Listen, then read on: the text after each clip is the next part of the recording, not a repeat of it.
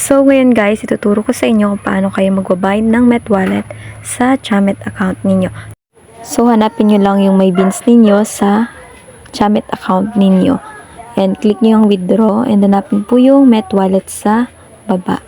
So wait lang po nating mag-loading. And so lalabas yung go to MetWallet. So pipindutin po ninyo yan, then click nyo yung email or more options. Basta kung ano po yung nakabind ninyo sa Chamet account ninyo. So, click natin yung email kasi email po yung ginamit ko. So, ayan. Lagay lang natin yung nakabind na Gmail natin.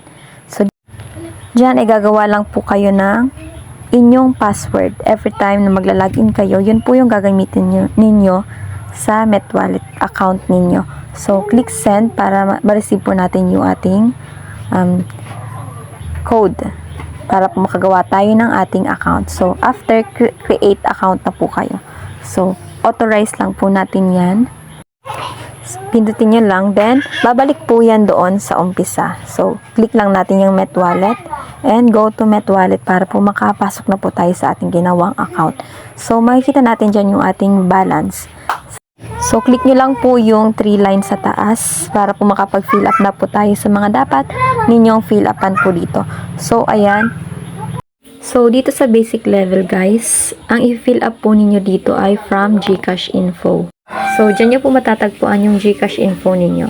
So, yan po yung i-fill up nyo sa basic level.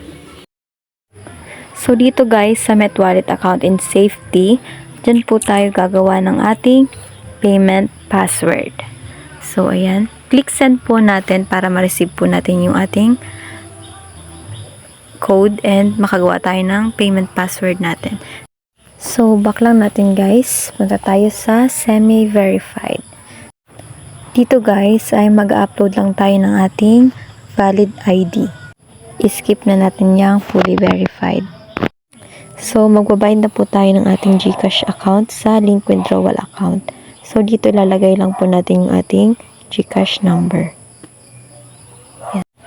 Then, after nating makagawa ng MetWallet account, ay kailangan po nating mag-download ng And app kasi doon na po mag-withdraw ng ating cash. So, bale, gagawa lang tayo ng account sa MetWallet pero ilalagin natin yung account natin para maka-withdraw sa And app.